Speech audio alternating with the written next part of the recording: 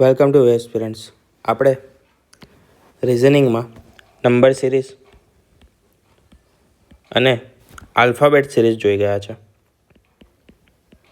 Alphabet series complete કરી, એની બધી type જોઈ લીધી હતી અને પીવાયક્યુઝ પણ જોયા હતા.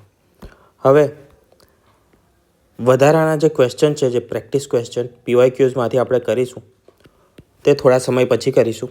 કારણ કે રિઝનિંગના બીજા પણ ઘણા ઇમ્પોર્ટન્ટ ટૉપિક્સ છે જે આપણે કવર કરવાના છે. તો જે પ્રેક્ટિસ છે તે સેશન પછી રાખીશું આપણે, બરાબર છે. એના પહેલાં બીજા ટૉપિક્સ કવર કરીએ અને તેમાં આપણે આજે કવર કરવાના છે નોન વર્બલ રિઝનિંગ. શું છે નોન વર્બલ રિઝનિંગ? જેને તમે વિઝ્યુઅલ રિઝનિંગ તરીકે પણ કહી શકો છો, વિઝ્યુઅલ રિઝનિંગ તરીકે પણ ઓળખો છો. આમાં આપણે આકૃતિ આધારિત પ્રશ્નો જોવાના છે. આકૃતિ આધારિત પ્રશ્નો 1, 2 કે 3 નહીં, પરંતુ ટોટલ 7 રીતે પૂછાય છે. અને આમાં પણ જે વેન આકૃતિ છે તે પ્રશ્ન આપણે ઇન્ક્લુડ કર્યા નથી, કેમ કે વેન આકૃતિ આધારિત પ્રશ્નો તે અલગ જ ટૉપિક છે આખો, બરાબર છે. તેને ઇન્ક્લુડ કર્યા નથી. આમાં માત્ર આકૃતિ આધારિત પ્રશ્નો જ ઇન્ક્લુડ કરેલા છે. જેમ કે કેટલા ચોરસ છે તે ગણો, આકૃતિઓ ગણો, પછી કઈ પેટર્ન ચેન્જ થતી છે તે વસ્તુ, બરાબર. એ રીતે આપણે ટોટલ 7 ટાઈપ્સ પાડી છે, બરાબર, જે તમને PSI કોન્સ્ટેબલ CCEમાં વિશેષ રીતે પૂછાઈ ગઈ છે અને આગળ જતાં આગળની એક્ઝામમાં પૂછાવાની શક્યતા રહે છે. તો આ લેક્ચરમાં આપણે સૌથી પહેલાં ટાઈપ્સ જોઈ લઈએ, બરાબર છે. પછી નેક્સ્ટ લેક્ચરમાં તેની શું કરીશું? પ્રેક્ટિસ કરીશું. પ્રેક્ટિસ શેના પર કરીશું? તો પીવાયક્યુઝ પર જ કરીશું, જેથી આપણા પીવાયક્યુઝ પણ થતા રહે અને આપણી પ્રેક્ટિસ પણ થતી રહે, બરાબર છે. પીવાયક્યુઝ પર પ્રેક્ટિસ થશે અને તેમાં જે પીવાયક્યુઝ પૂછાય છે તેમાં જ કઈ શોર્ટ ટ્રિક્સ આપણે યુઝ કરી શકીએ છીએ, શોર્ટ ટ્રિક્સ યુઝ કરી શકીએ છીએ તે વસ્તુ પણ આપણે જોઈશું, બરાબર.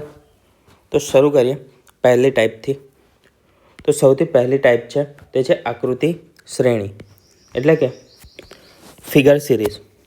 આકૃતિ શ્રેણી શું હોય પહેલાં એ સમજીએ. તો આકૃતિઓમાં કોઈ એક નિયમ મુજબ તે ચેન્જ થાય, બરાબર. એટલે કે કોઈ એક નિયમ આપેલો હોય, તેના આધારે કોઈ એક નિયમ, કોઈ એક વસ્તુ નક્કી કરી હોય અને તેના આધારિત ચેન્જીસ થતા હોય, બદલાવ થયા કરતા હોય, તે વસ્તુને આપણે કહીએ છીએ આકૃતિ આધારિત શ્રેણી અથવા તો આકૃતિ શ્રેણી, ફિગર સિરીઝ, જે કહો તે. તેના એક્ઝામ્પલ અમુક લઈએ તો જેમ કે રોટેશન થતું હોય, એટલે કે 45 ડિગ્રી, ત્યાંથી પછી 90 ડિગ્રી થયું, ત્યાંથી પછી 180 ડિગ્રી, આગળ કેટલા ડિગ્રી થશે? 270 ડિગ્રી થશે, બરાબર.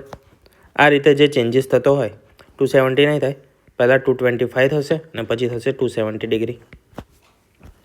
આ સિરીઝને હું આગળ ધપાવું તો આ પ્રકારની રોટેશન આધારિત ચેન્જીસ હોય અથવા તો લાઇન અને ડોટ્સ હોય તો તેમાં કાં તો વધારો થતો હોય કાં તો પછી ઘટાડો થતો હોય.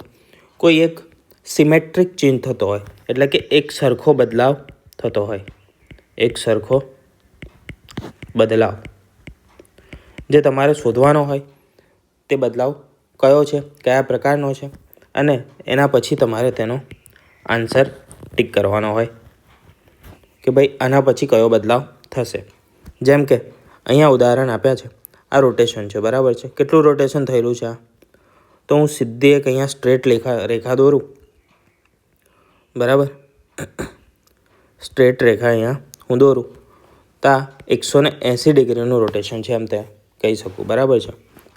તો કોઈ માણસ કે કોઈ પણ વસ્તુને 180 ડિગ્રીનું રોટેશન કરાય અને તેના પછીની હું તમને ફિગર પૂછું, તેના પછી કઈ આકૃતિ આવશે તો શું થશે? તો અત્યારે જે આ પોઈન્ટ પર હતું, બરાબર, આપણે પેનનો કલર ચેન્જ કરી દઈએ. કયા પોઈન્ટ પર હતું? આ પોઈન્ટ પર હતું. એ અત્યારે આ પોઈન્ટ પર છે, બરાબર છે, એટલે આ બાજુ છે. આને હું ફરી કેટલું ચેન્જ કરીશ, કેટલું બદલવું પડશે મારે? તો 180 ડિગ્રી ચેન્જ કરવું પડશે. તો 180 ડિગ્રી ચેન્જ થશે તો ક્યાં પહોંચશે? આ પોઈન્ટ પર પહોંચશે, બરાબર છે. એ રીતની વસ્તુ છે. પછી અહીંયા એક ડોટ આપેલો છે, એક બિંદુ આપેલું છે, એની પછી 2 બિંદુ છે, એના પછી 3 બિંદુ છે, અને અહીંયા તમને ક્વેશ્ચન માર્ક આપ્યો હોય તો આ ક્વેશ્ચન માર્કની જગ્યાએ શું આવશે? તો તેના જગ્યાએ આવશે 1, 2, 3 અને 4 બિંદુ. કેમ? તો કે દરેકમાં +1 થાય છે. આમાં +1 થયું, 2 થયું, આમાં +1 થયું, 3 થયું, તો આમાં પણ શું થશે? +1 થશે. બરાબર. અહીંયા શું છે? તો પ્લેન ચોરસ આપ્યું છે.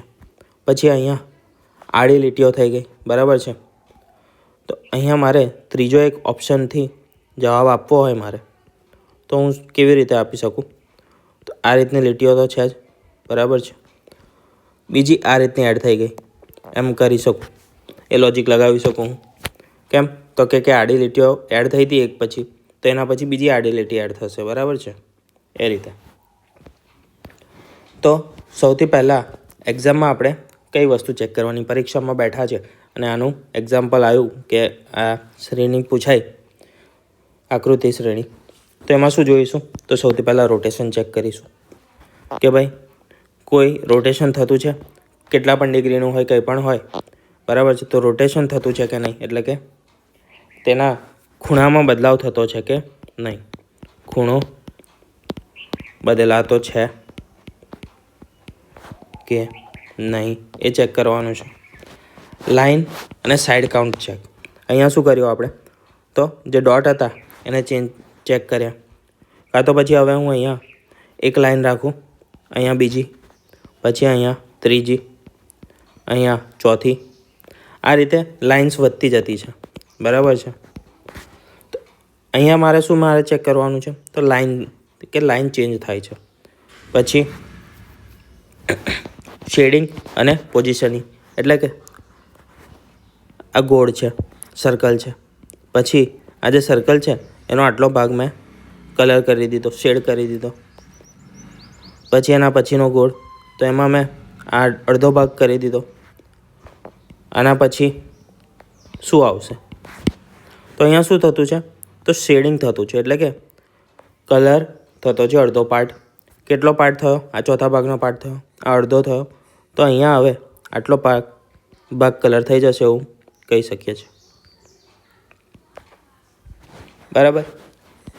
પછી છે alternate pattern check. Alternate pattern check એટલે અહીંયા આગળ જે વસ્તુ થાય છે ને એ કેરી ફોરવર્ડ અહીંયા નથી થતી, એ વસ્તુ અહીંયા નહીં, પરંતુ આને છોડીને આના પર સીધું આવે, ચેન્જ થાય, એને આપણે કહીએ છીએ અલ્ટરનેટ પેટર્ન. એટલે કે એક છોડીને એક. અલ્ટરનેટ એટલે કે એક વસ્તુ છોડીને બીજી વસ્તુ. એક પેન થોડી વધારે ડાર્ક છે, આનો મતલબ શું થાય છે? એક છોડીને બીજી આકૃતિ પર થતો બદલાવ. આગળ જોઈએ એના ઉદાહરણો. જે આકૃતિ શ્રેણી જોઈ હતી તો તે આકૃતિ શ્રેણીના આપણે ઉદાહરણો જોઈએ. તો આ પહેલું એક્ઝામ્પલ છે. તેમાં શું આપેલું છે? તો જમણી સાઈડનો એરો આપેલો છે. બરાબર. એ એરો નીચે તરફ થતો છે. હવે હું આને એક સર્કલમાં બતાવું. શેમાં બતાવું છું? એક સર્કલમાં, રાઉન્ડમાં બતાવું છું. બરાબર. આ સર્કલ છે. અથવા તો ચલો તમે પેલી જે એક્સ અને વાય અક્ષિસ ખબર હશે. બરાબર. તો હું અહીંયા 2 અક્ષ બનાવું છું. આ વાય અક્ષ અને આ છે એક્સ અક્ષ. સૌથી પહેલાં કઈ બાજુ છે? તો એરો છે સૌથી પહેલાં જમણી બાજુ, આ બાજુ છે. પછી ક્યાં જાય છે? પછી એરો થઈ જાય છે નીચે. તો આ કેટલી ડિગ્રી થયો? આ 90 ડિગ્રીનું રોટેશન થયું. એના પછી ફરી 90 ડિગ્રી આ બાજુ જાય છે. અને આ કઈ બાજુ જતો છે? તો આ બાજુ. ઘડિયાળનો કાંટો, આપણે ઘડિયાળ હોય, બરાબર છે, 12, 3, 6 અને 9. તો ઘડિયાળનો જે કાંટો છે તે આ દિશામાં આગળ વધે. તો કઈ દિશામાં છે? તો ક્લોકવાઇઝ દિશા છે. ક્લોકવાઇઝ એટલે કે ઘડિયાળની દિશામાં 2 દિશા હોય, એક ઘડિયાળની દિશા અને બીજી હોય ઘડિયાળની વિરુદ્ધ દિશા. ઘડિયાળની વિરુદ્ધ દિશા. જો આ કાંટો આ બાજુની જગ્યાએ આ બાજુ જતો હોય, ક્યાં જતો હોય? આમ ફરવાની જગ્યાએ આ બાજુ ફરતો હોય તો આ કઈ થઈ ગઈ? વિરુદ્ધ દિશા થઈ ગઈ ઘડિયાળની. બરાબર. આ ઘડિયાળની દિશા, આ છે ઘડિયાળની. તો અહીંયા ઘડિયાળની દિશામાં જતો છે. એના પછી આપેલું છે ઉપર, એટલે કે આ બાજુ. તો જવાબ આપણને પૂછ્યો છે, તો જવાબ કયો આવશે? કે જે દિશાથી સ્ટાર્ટ કર્યું હતું તે જ દિશા. કેમ? તો કે ક્લોકવાઇઝ ડાયરેક્શનમાં ઘડિયાળની દિશામાં ફરે છે, તો આને હું ઘડિયાળની દિશામાં ફેરવીશ તો પાછું આડું થઈ જશે અને જમણી બાજુએ એરો આવી જશે. પછી આ જે સાઇડ ઇન્ક્રીઝનું એક્ઝામ્પલ છે, આ રીતનું પણ એક્ઝામ્પલ તમને પૂછાઈ શકે છે. શું છે અહીંયા? તો સાઈડમાં વધારો થાય છે. પહેલાં ત્રિકોણ છે. ત્રિકોણની કેટલી બાજુ હોય? 3 બાજુ હોય. બાજુમાં વધારો કરીશ તો શું બનશે? ચોરસ. ચોરસમાં કેટલી બાજુ? 4 બાજુ. પછી અહીંયા મારે 5 બાજુ કરવા આપેલી છે. આ શું છે? પેન્ટાગોન. પેન્ટાગોનમાં કેટલી? 5 બાજુ હોય. પછી ષષ્ટકોણ આપેલો છે, બરાબર, અથવા તો હેક્ઝાગોન, જે કહો, ષષ્ટકોણ કહો, હેક્ઝાગોન કહો. તો આ છે 6 બાજુ, બરાબર. તો આના પછી કેટલી આવશે? તો આના પછી 7 બાજુ આવે. 7 બાજુ તો ના બની શકે, તો 8નો તમને એક્ઝામ્પલ આપેલો હોય, અહીંયા જવાબ આપ્યો છે 8 બાજુનો. કદાચ તમને 7 બાજુનો ઓપ્શન ના આપ્યો હોય તો તમારો જવાબ આવશે 8 બાજુ, અથવા તો તમારે 7 બાજુ કરવાની. 7 બાજુ આપણે કરવી હોય તો કેવી રીતે કરીએ? આ રીતે 7 બાજુ કરી દઈએ, બરાબર છે. આ 1, આ 2, આ 3, આ જે આડી છે તે 4, આ 5, 6 અને આ થઈ 7, બરાબર. તો આ 2 ઉદાહરણો છે. એ શેના છે? આકૃતિ શ્રેણીના છે. હવે આગળ વાત કરીએ કે બીજા તમને પૂછાઈ શકે છે આકૃતિને પૂર્ણ કરો, આ રીતના દાખલા પૂછાય છે, બરાબર છે. શું છે? તો કે આકૃતિ સાતત્યતા, સમમિતિ અથવા તો પ્રતિબિંબ તર્ક લગાવવાનો છે આમાં આપણે. આ વસ્તુ શું છે તે હવે અહીંયા સમજીએ. એક એક્ઝામ્પલ અહીંયા આપેલું છે. શું છે?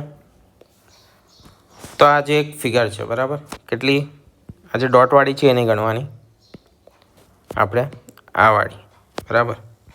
આ એક તો મેજર છે, તે ટી છે, બરાબર.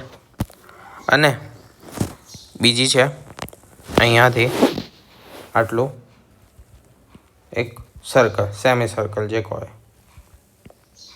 આટલું. આ જે સર્કલમાં છે તે પીસ કયો છે? આ પીસ આમાં કઈ અગાડી ફિટ થશે, બરાબર. એ આકૃતિને ફિટ કરવાનો છે.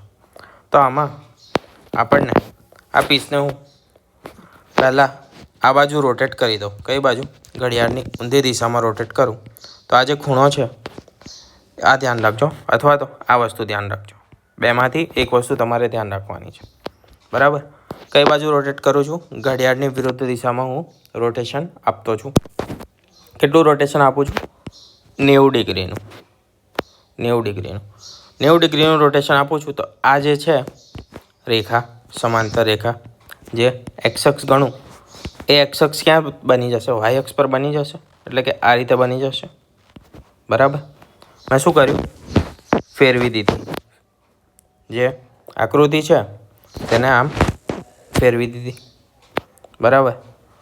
તો આ જે લાઈન હતી તે ઊભી થઈ ગઈ, અને આ જે વચ્ચેની જે ડાર્ક લાઈન છે એને આપણે રેડ કલરથી બતાવીએ તો આ થઈ ડાર્ક લાઈન, બરાબર છે. થોડી ડાર્ક કરી દઈએ, આ થઈ ગઈ. અને આ જે સ્ટ્રેટ લાઈન છે, આ સ્ટ્રેટ લાઈન જે છે તે વાય અક્ષ પર આવી જશે. એક્સ અક્ષ વાય અક્ષ પર છે તો એ એક્સ અક્ષ પર આવી જશે. અને અહીંયાથી સર્કલને હું પૂરું કરી દઈશ. પૂરું કરી દીધું, બરાબર. હવે તમને આ જે ખાલી જગ્યા ડોટ ડોટ વાળી દેખાય છે, બરાબર છે, એ ડોટ શું છે તો એ ખાલી જગ્યા છે, ત્યાં આગળ આ પીસ આવી જાય, એક્ઝેક્ટ આવી જાય ને. આપણે આને કટ કરીને મૂકી જોઈએ, જો મૂક્યા હોય તો હા છે એક્ઝેક્ટ, બરાબર છે. તો આ રીતની વસ્તુ છે. આ જે પીસ હતો સોલ્યુશનનો, સેમ આ જે ફિગર છે ને એ તમારે નીચે ઓપ્શનમાં આપેલી હશે, તે શીખવાની છે, શોધવાની છે. અહીંયા અમે જવાબ તરીકે ડાયરેક્ટ મૂકેલી છે, બરાબર. એને શું કર્યું, 90 ડિગ્રી ફેરવીને મૂકી હતી, 90 ડિગ્રી ફેરવીને મારે મૂકવી પડશે, બરાબર. પછી અહીંયા છે સ્ક્વેરનું. આ થોડું ઇઝી છે કે તમને ડાયરેક્ટ સ્ક્વેર આપેલો છે, બરાબર. અને એક લાઇન છે તે મિસિંગ છે, તો તમારે એ લાઇન અહીંયા એડ કરી દેવાની, એટલે શું થશે, ચોરસ આપણો બની જશે, બરાબર. બીજી જોઈએ કે છુપાયેલી આકૃતિ શોધો, એટલે કે એમ્બેડેડ ફિગર્સ, બરાબર. આમાં બે વસ્તુ પૂછાય છે. પહેલી વસ્તુ કે તમને આ રીતની કોઈ એક ફિગર આપેલી હશે, બરાબર છે. આ એક કોમ્પ્લેક્સ ફિગર આપી છે, જટિલ એકદમ, બરાબર. એમાં ઓપ્શન નીચે આપ્યા હશે ને, એમાં અલગ અલગ આકૃતિઓ આપેલી હશે, જે રીતે અહીંયા આપેલી છે, બરાબર. તો આ રીતની આકૃતિઓ જે આપેલી છે, આ બીજો એક્ઝામ્પલ છે. આમાંથી હું આ એક પાર્ટ લઈ લો, બરાબર. અહીંયા જે બ્લુ પેનથી ડ્રો કરું છું એ પાર્ટ જોજો, બરાબર. આ પાર્ટ મેં લીધો અને આ રીતનો આવશે, બરાબર. આ જે પાર્ટ હતો તે મેં કાઢી લીધો, આપણે અહીંયાથી જ એક્સટ્રેક્ટ કરી દઈએ. આ પાર્ટ મેં બહાર લઈ લીધો, બરાબર. આના જેવા બીજા 3-4 પાર્ટ તમને આપ્યા હશે, જેમ કે હવે હું આ એક કરું અહીંયા, બીજું આ એક છે, ત્રીજો છે, આ રીતે 4 ઓપ્શન છે તમારા, A B C D, બરાબર. આ મેં તમને અહીંયાથી બતાવ્યું કે મેં અહીંયાથી પાર્ટ આ લીધો છે. ત્યાં આગળ તમને એક્ઝામ હોલમાં પરીક્ષામાં નહીં ખબર હોય, આ ફિગર આપેલી છે અને તમારે આ 4માંથી શોધવાનું છે કે કયું આની અંદરથી છુપાયેલી છે, બરાબર છે. કઈ આકૃતિ આના અંદરથી લીધેલી છે અથવા તો આની અંદર ફિટ થઈ જાય છે. આમાં 2 કન્ડિશન આપે છે તમને. કઈ તો કે રોટેશન અલાઉ કરે, એટલે કે રોટેશન કરવા દે, રોટેશન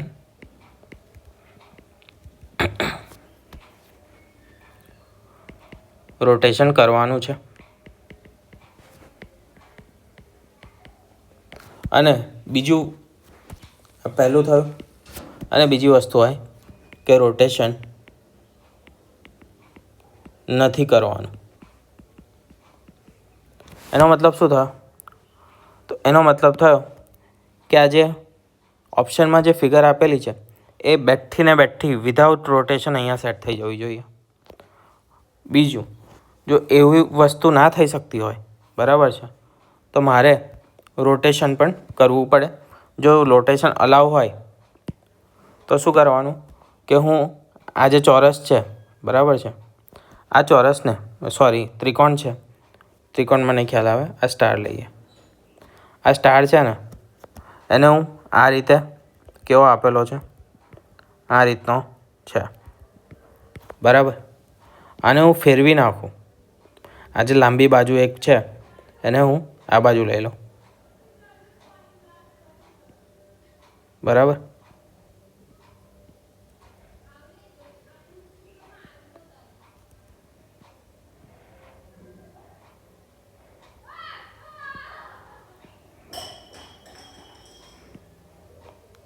આ રીતે આ જે લાંબી બાજુ હતી તેને મેં અહીંયા લઈ લીધી.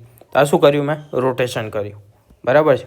તો અમુક વાર આ રોટેશન અલાઉ રાખશે તમને અને અમુક વાર રોટેશન અલાઉ નહીં કરે. એ તમને ક્વેશ્ચનમાં જ આપેલું હશે, પ્રશ્નમાં જ તમને કહી દીધું હશે. તો અહીંયા એક્ઝામ્પલમાં શું દર્શાવ્યું છે, પહેલામાં તો આ ત્રિકોણ મેં અહીંયાથી કટ કર્યો છે, જે તમને ઓરેન્જ કલરમાં દર્શાવેલો છે. અને એ જે ત્રિકોણ મેં કટ કર્યો એને રોટેટ કરીને ઓપ્શનમાં મૂકેલો છે, બરાબર. તો આ આપણું ટાર્ગેટ છે, એટલે કે આ આપણો જવાબ છે. આ ફિગર આની અંદરથી લેવામાં આવેલી છે એવું છે. પછી આ બીજી ફિગર છે જેમાં ઉપર નીચેની વસ્તુ કરેલી છે. અહીંયા પણ એ જ છે અને એની વચ્ચે આ એક ઝેડ ફિગર છે બરાબર છે. એ મેં એક્સટ્રેક્ટ કરી છે એમાંથી અને આ વસ્તુ ઓપ્શનમાં મારે શોધવાની છે કે એક્સટ્રેક્ટ કરેલી વસ્તુ ક્યાં છે. આ જે ઝેડ છે તે મેં આ ફિગરમાંથી લીધેલો છે બરાબર છે. જ્યારે એક્ઝામ્પલ કરીશું ત્યારે વધારે ખબર પડશે તમને બરાબર, કારણ કે તે ઓપ્શન સાથે હશે. અહીંયા શું છે, ખાલી આપણે ટાઈપ સમજતા છે. બીજી વસ્તુ, વર્ગીકરણ આધારિત તમને પ્રશ્ન પૂછાય છે. વર્ગીકરણ આધારિત એટલે કે કેવા, તો કે સાઈડ કાઉન્ટ કરવાની. આપણે હમણાં જોયું હતું એ રીતે ત્રિકોણની સાઈડ, ચોરસ છે, પછી 5 બાજુ છે બરાબર, એ રીતે સાઈડ કાઉન્ટ કરવાની હોય. પછી કોઈ બાજુ ખુલ્લી હોય અથવા તો બંધ હોય એ વસ્તુ, એટલે કે ક્લોઝ છે કે પછી ઓપન છે, અને રોટેશનનું ડાયરેક્શન. અહીંયા એક એક્ઝામ્પલ આપેલું છે. આ છે ચોરસ બરાબર છે. પછી એની આ બે સાઈડ લાંબી થઈ ગઈ એટલે કે લંબચોરસ બની ગયું. ચોરસ શેમાં પરિવર્તિત થયું? લંબચોરસમાં. પછી તેની બે સાઈડ શું થઈ ગઈ? ત્રાસી થઈ ગઈ બરાબર.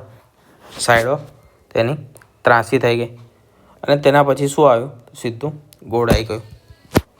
તો આમાંથી અલગ શું પડે છે?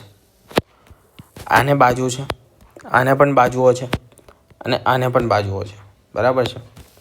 ભલે થોડા ઘણા ચેન્જીસ છે કે ભાઈ આમાં ચારે બાજુ સેમ છે, આમાં બે બાજુ સેમ છે, આમાં ઉપર નીચેની અને આ બે બાજુઓ જે છે બે બાજુ તે સેમ છે. પણ આ જે સર્કલ છે એમાં તો એકે બાજુ જ નથી બરાબર. ત્રિકોણ હોત તો સમજ્યા કે એમાં 3 બાજુ હોત, પણ આ તો શું છે? સર્કલ છે, રાઉન્ડ છે 2, તો આમાં તો એક બાજુ જ નથી. તો અલગ પડતી આકૃતિ છે આપણી નંબર 4ની. એવી જ રીતે આ શું છે? તો રોટેશન છે. આ પણ રોટેશન જ છે, પણ કઈ દિશા દર્શાવે છે?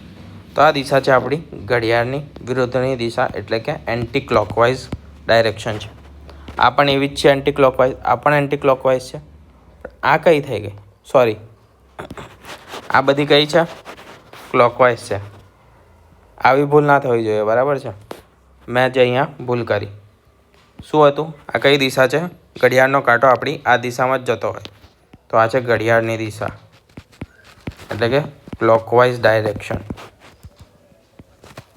ક્લોકવાઇઝ આ બધી ઘડિયાળની દિશામાં ફરે છે. આ કેવું ફરે છે? તો આ ઘડિયાળની વિરુદ્ધ દિશામાં ફરે છે બરાબર. તો આ એક માત્ર એન્ટી ક્લોકવાઇઝ છે. આગળ જોઈએ મિરર અને વોટર ઇમેજ. એટલે કે તમને એક ઇમેજ આપી હશે કોઈ પણ, અહીંયા આપણે અક્ષરો દર્શાવ્યા છે અને તેની મિરર ઇમેજ અને વોટર ઇમેજ પૂછી છે. તો મિરર ઇમેજ એટલે શું થાય? તમે છો બરાબર છે, આ તમારું મોઢું છે આ બાજુનું બરાબર, અને આ તમારું શરીર આખા અહીંયા મૂકેલો છે મિરર. તો તમે કેવા દેખાશો મિરરમાં? આ મોઢું, વાળ આ બાજુનું દેખાશે અને આ રીતે તમે દેખાશો. મિરર ઇમેજમાં ચેન્જ શું થશે? તો કે લેફ્ટ હશે ને તે રાઈટમાં કન્વર્ટ થઈ જશે અને રાઈટ હશે તે લેફ્ટમાં. એટલે કે ડાબું અને જમણું એમાં બદલાવ થશે ખાલી. તો જ્યારે પણ મિરર ઇમેજ પૂછે ત્યારે ડાબું જમણું ચેન્જ કરવાનું બરાબર છે. આમાં અહીંયા એફ લખેલો છે, તો આ કઈ લાઈન છે? મોટી લાઈન છે બરાબર છે. કઈ બાજુ છે? ડાબી બાજુએ છે. તો જમણી બાજુએ થઈ જશે ડાબી લાઈન, તો આ થઈ ગઈ જમણી બાજુએ લાંબી લાઈન. પછી ઉપર સૌથી મોટી છે તો ઉપરમાં તો કોઈ ચેન્જ નહીં થાય, એ તો ઉપર જ રહેશે. આ વચ્ચે છે તો એ પણ વચ્ચે જ રહેશે.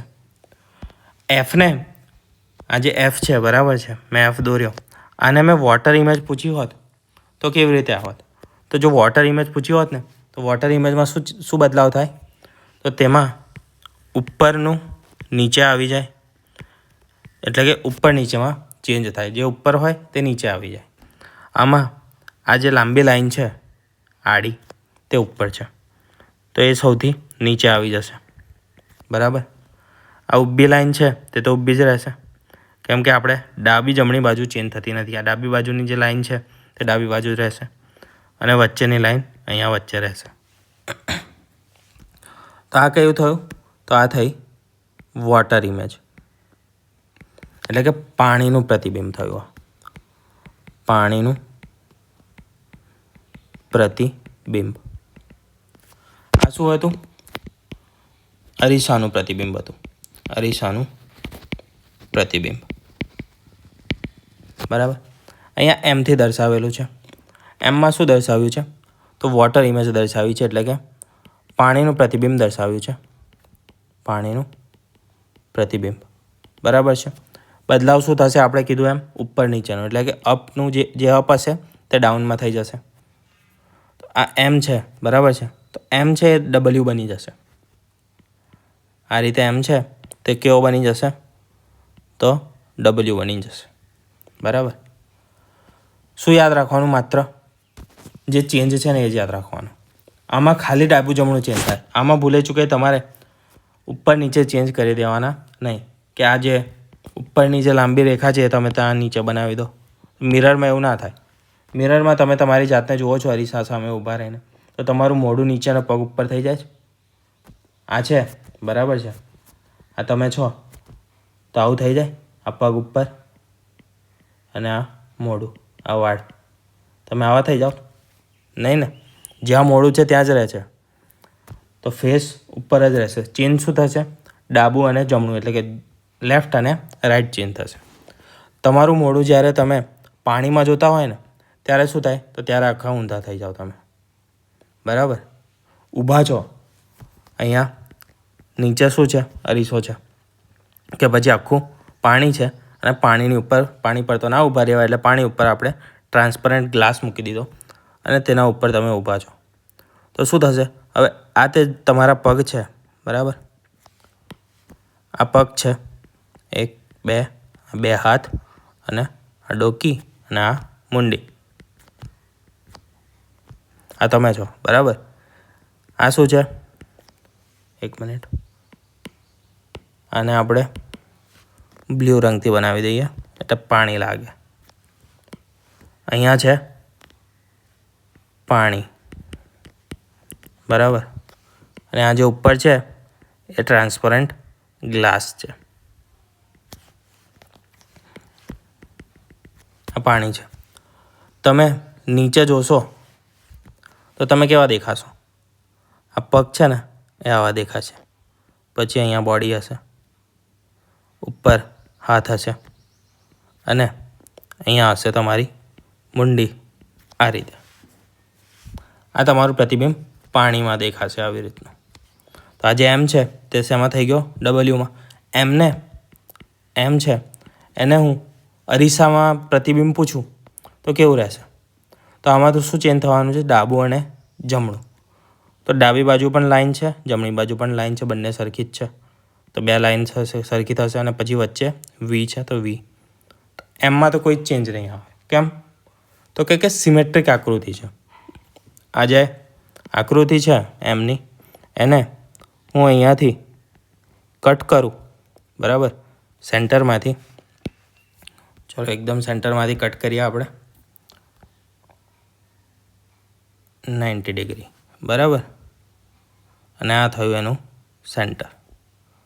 તો અહીંયાથી હું એમને શું કરું છું? કાપું છું. કટ કરી દીધું મેં. તો કઈ આકૃતિ મળી? તો મને એક આ અને બીજી સેમ જ, બરાબર છે, એક સરખી આકૃતિ મળે છે. એને શું કહેવાય? આપણે સિમેટ્રિક કહીએ. બરાબર. સેમ આકૃતિઓ છે, ડાબે જમણે સેમ વસ્તુ છે, એટલા માટે. ઓ છે. બરાબર. ઓને હું આમ કાપીશ, કે પછી એનો આડછેદ લઈશ, એટલે કે એને આડું કટ કરીશ. જો ઓને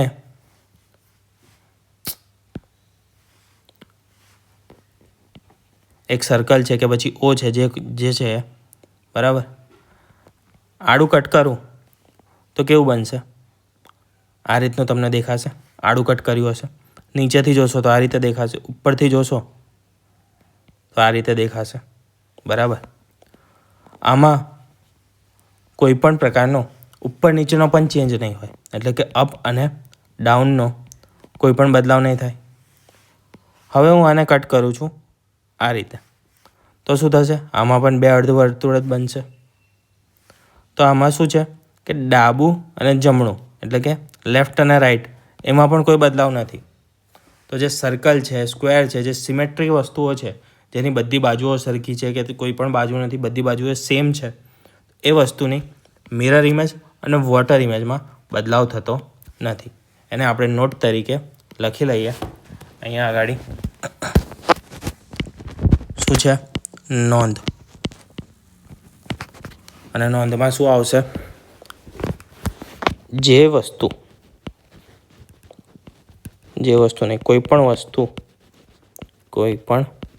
વસ્તુની બધી બાજુ સરખી હોય તો તેની અરીસા અને પાણીનું પ્રતિબિંબ સરખું જ આવે. બરાબર છે. તો આ નોંધ કરીને તમે લખી લેજો. અને તેમાં બે ઉદાહરણ લેજો. કયા? તો એક ચોરસ છે જેની બધી બાજુ સરખી છે એવું, અને બીજું લેવાનું સર્કલનું. એટલે બાજુ એટલે તમે ખાલી આ બાજુ જ ના વિચારો. બરાબર છે.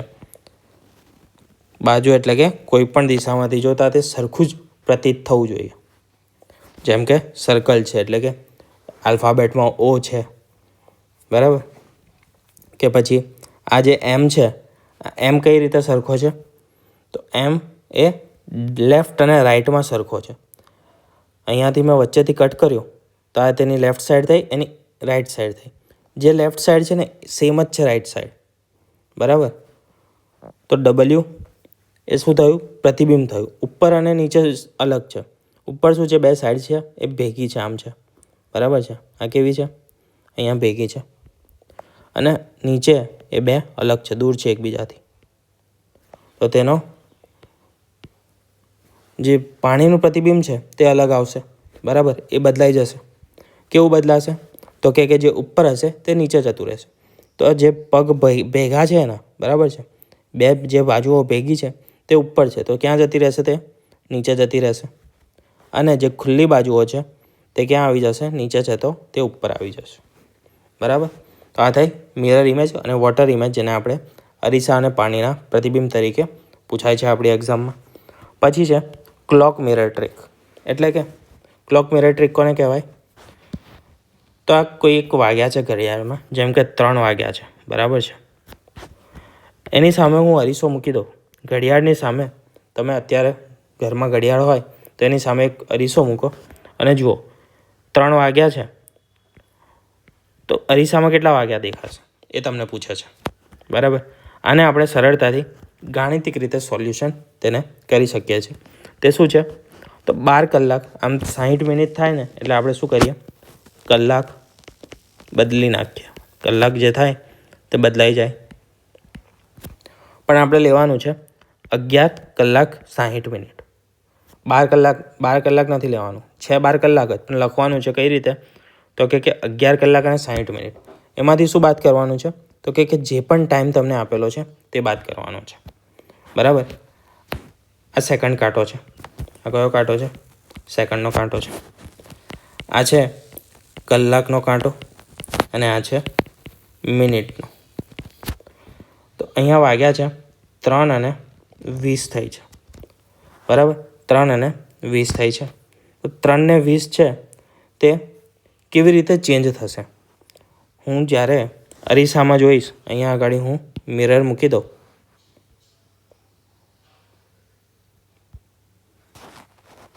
અહીંયા મિરર મૂકી દઉં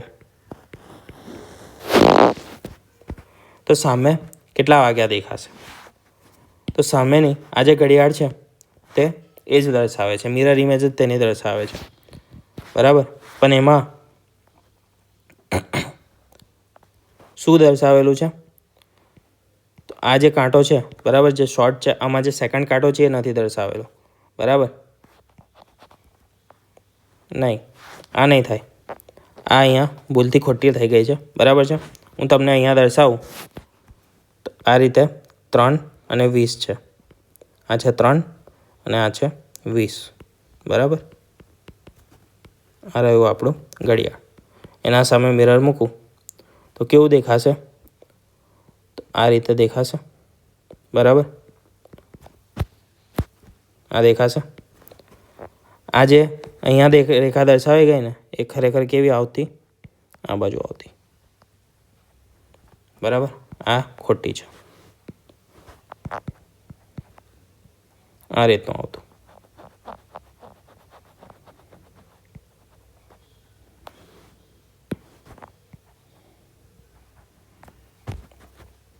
એને આપણે શોધવાની. આપણે જો તમારે ઘડિયાળમાં ફિગર પર આધારે આ શોધવી છે તો આ રીતે, અને તમે સરળતાથી શોધી શકો છો. કઈ રીતે? તો 11 અને 60. બરાબર, એમાંથી કેટલા? 3 અને 20 આપેલા છે એવું સમજો. આ 3 ને 20નો ટાઈમ છે તો એક્ઝેક્ટ 3 અને 20 બાદ કરી દેવાના. અહીંયા કરેલા છે. તો 60માંથી 20 જશે એટલે 40 અને 11માંથી 3 જશે તો 8.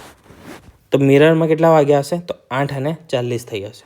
બરાબર, તો 8 અને 40 તમને નીચે જે ઓપ્શનમાં દેખાઈ જાય ને એ તમારે સીધું લખી દેવાનું. હવે વાત કરીએ, આ સૌથી અઘરી વસ્તુ છે. શું છે? તો પેપર ફોલ્ડિંગ અને કટિંગ.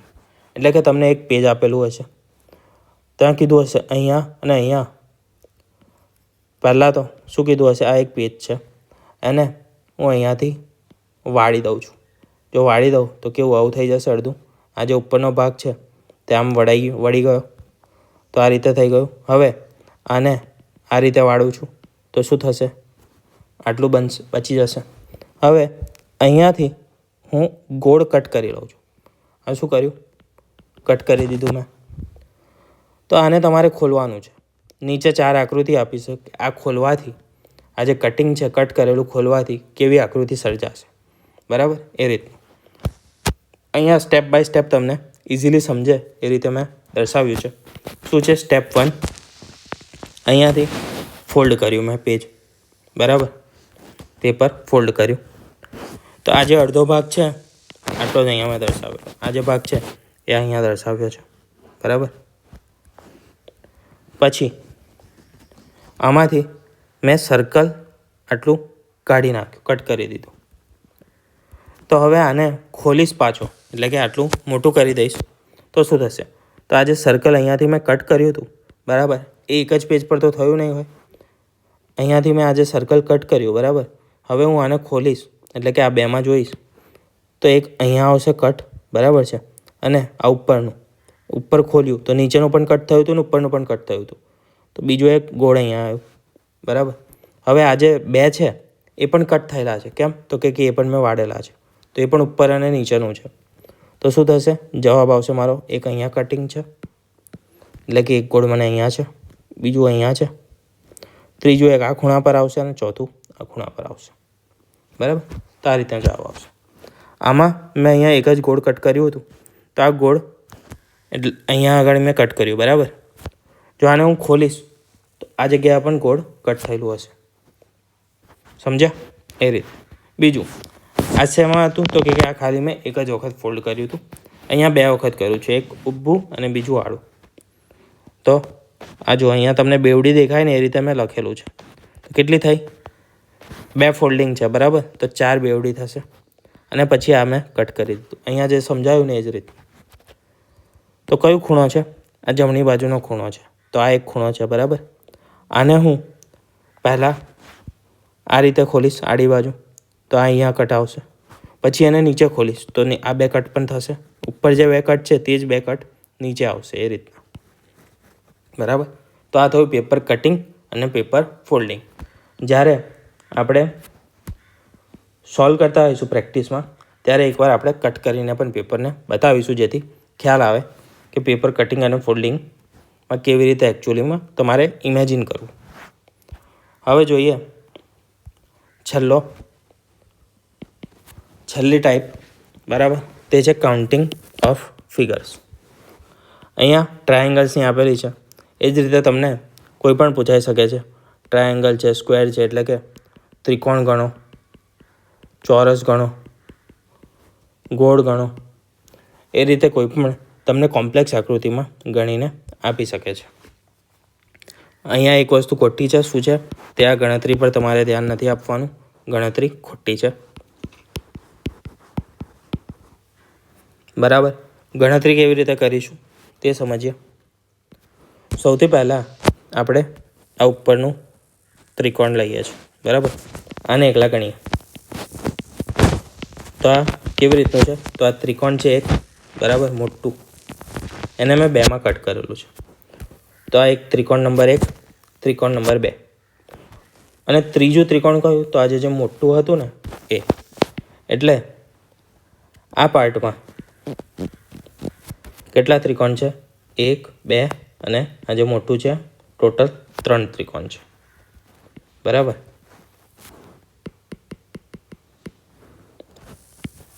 તો આમાં 3 ત્રિકોણ છે. 3 લખી દઉં અહીંયા. પછી આવા પાર્ટ બીજા ક્યાં ક્યાં દેખાય છે? તો એક મને આ દેખાય છે, બરાબર છે. બીજો એક અહીંયા પણ મને દેખાય છે. ત્રીજો પણ છે. કયો? તો અહીં રહ્યો, ઊંધો છે, બરાબર. આ સીધા છે તો આ બધા ઊંધા છે એનાથી. તો 3 પાર્ટ અહીંયા છે. હવે આ જે પાર્ટ છે એવો સેમ છે બધા? તો હા. તો જવાબ કેટલા આવશે? તો અહીંયા પણ 3 આવશે. આ જે છે આમાં પણ 3 આવશે. આ જે છે આમાં પણ 3 આવશે. થઈ ગયા? હવે તમારે એ જોવાનું છે કે આજે ભેગા થવાથી કોઈ નવો ત્રિકોણ બને છે કે નહીં. એટલે કે આ પાર્ટ જોવાનો છે. કલર આપણે ચેન્જ કરીએ. કયો પાર્ટ? આ જે આખો ભેગો થયો, બરાબર. આ બે ભેગા થવાથી કોઈ એક નવું ત્રિકોણ રચાયું. તો આ જે છે આ ગણી લીધું આપણે, આ ગણી લીધું, આ ગણી લીધું, આ પણ ગણી લીધું અને આ પણ ગણી લીધું. બે ભેગા થવાથી કોઈ ત્રિકોણ નથી રચાયો. શું રચાયો છે? ચતુષ્કોણ રચાયો છે, ત્રિકોણ રચાયો નથી. તો આપણે અહીંયા જે લખેલા છે એ બધા બરાબર છે. નીચે સેમ એવા કેટલા ભાગ છે? તો નીચે એક આ છે અને બીજું એક આ છે.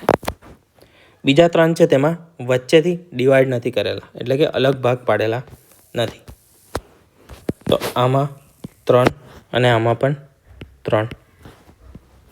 અત્યારે ખાલી ગણો, લખી રાખો કેટલા કેટલા છે એ. પછી આપણે ટોટલ મારીશું. આ 1, આ 2 અને આ 3, બરાબર. આ બે ભેગા થવાથી કયા 2? તો આ અને આ ભેગા થવાથી કશું બને છે? કોઈ નવો ત્રિકોણ? તો ના, બનતો નથી, બરાબર. તો ટોટલ ત્રિકોણ આપણે ગણીએ તો કેટલા છે? આ ઉપરના એક 3, બરાબર. એના નીચે 1, 2, 3, 3 તારી 9, એટલે કે આ એક, આ બીજો અને આ ત્રીજો. 3 ને 3 9, સોરી 3 ને 3 6 ને 3 9, બરાબર. કેટલા તગડા છે એ ગણી લઈએ. તો આ ઉપરનો, પછી એના નીચે બીજા 3 છે. તો આ વચ્ચેના થયા આ ફર્સ્ટ ફ્લોર, આ સેકન્ડ ફ્લોર અને હવે થર્ડના. તો થર્ડ પર 3 ને 3 એટલે કે 2 છે. 3 + 3 અને બીજા કેટલા છે અલગ? 1, 2 અને 3. તો એ પણ છે ટોટલ 3. હવે ગણો તો આ 9, 3 અને આ બે 3 ને 3 6. તો 6 ને 3 9, 9 ને 9 18. ટોટલ 18 ત્રિકોણ છે, બરાબર. પણ આપણે કશુંક ભૂલતા છે. કયા ત્રિકોણ રહી ગયા એ જોઈએ. તો આપણે આ આકૃતિઓને તો મિક્સ કરી, પણ બીજી એક રહી ગઈ. કઈ રહી ગઈ? તો અહીંયા તમને દેખાય છે કે આ એક મોટી આકૃતિ છે, બરાબર છે. કઈ? આ રહી. આ પણ તો એક ત્રિકોણ છે. તો એ મારે લખવો પડશે +1, એટલે કે 18માં એડ થશે. બીજું આ બી તો એક ત્રિકોણ જ છે. કયો? આ પહેલા બે ફ્લોરનો આ એક ત્રિકોણ છે. તો હા, તો બીજો એક એડ કરીએ. પછી આ પણ છે. પહેલા 3 ફ્લોરના થઈ ગયા. પછી પહેલા અને બીજા ફ્લોરનો ત્રિકોણ થઈ ગયો. તો બીજા અને ત્રીજા ફ્લોરના પણ શોધવા પડશે એ જ રીતે. તો એક આ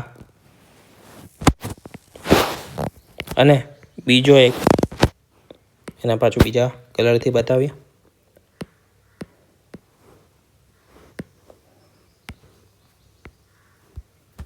તો બીજો છે આ. તો બીજા કેટલા એડ થયા? તો બીજા 2 એડ થયા. હવે કોઈ રહ્યો? તો હવે કોઈ રહ્યો નથી. તો 18 હતા અને બીજા 4 એડ થયા. તો 18 + 4 એટલે ટોટલ જવાબ આવશે આપણો 22 ત્રિકોણ. આ જે આકૃતિ છે તેમાં કેટલા ત્રિકોણ છે? કુલ 22 ત્રિકોણ છે. તો આ રીતના સવાલ પણ તમને પૂછાય છે, જેમાં તમારે આકૃતિ ગણીને જવાબ આપવાના હોય છે કે ટોટલ કેટલા ત્રિકોણ છે આકૃતિમાં. આ જ રીતે જો હું ચોરસનું બનાવું, અહીંયા ચોરસનું આપણને આપેલું છે. આ એક મોટું ચોરસ છે, બરાબર છે. અને એને ડિવાઈડ કરીને અંદર મેં નાના ચોરસ બનાવ્યા છે, બરાબર છે. 7, 8, 9. આને શોધવા માટે એક સૂત્ર છે. સૂત્ર સિવાય પણ આપણે યાદ રાખીશું. અહીંયા સૂત્રની મદદથી જોઈ લો. શું છે? તો n+1 2n+1/6. અહીંયા n શું છે? તો n જે છે તે આ ટોટલ ભાગ છે. કેટલા ભાગ થયા છે ચોરસના એ છે. તો 1, 2 અને 3, બરાબર. અને આ રીતે પણ જુઓ તો 1, 2 અને 3 છે. તો અહીંયા આપણે ટોટલ 3 ભાગ હશે. જો 4 કર્યા હોત, 1, 2, 3, 1, 2, 3, તો કેટલા થાય? 1, 2, 3, 4, 1, 2, 3, 4. તો 4 લેતા 3 લીધો તો n+1 એટલે કે 3 + 1 એટલે કે 4. અને અહીંયા જો 3 મૂકીએ તો 3 દુ 6 ને 1 7 થશે. /6 એટલે કે 84/6. ટોટલ કેટલા? 14 સ્ક્વેર છે. અહીંયા કેટલા લખ્યા છે આપણે? 9 લખ્યા છે. 14 કેવી રીતે થાય છે એ કરીએ. એના પહેલાં જોઈ લઈએ. જો 4 બાજુ હોત એટલે કે મેં 4 ભાગ પાડ્યા હોત તો n = 4, બરાબર. n+1 એટલે કે 4 × 5. અને અહીંયા આગળ મારે કેટલા લખવાના છે? 4. તો 4 દુ 8 ને 1 9 થશે. છેદમાં આવશે 6. 3, 2, 2. ગુણાકાર કરીએ. 5 તારી 15 દુ 30. તો આ જે ફિગર છે તેની અંદર કેટલા ત્રિકોણ ચોરસ છે? તો 30 ચોરસ છે. હવે અહીંયા જોઈ લઈએ આપણે કે આ જે 9 છે, બરાબર છે. તો 9 અહીંયા લખી દીધા. પછી બીજા કયા વધારે છે? તો ફર્સ્ટ ફ્લોર અને સેકન્ડ ફ્લોર. એટલે કે આ બે ભેગા થઈને આ પણ તો એક ચોરસ બનાવે છે, બરાબર. આ એક ચોરસ છે. બીજું આ છે તો પછી આ પણ છે.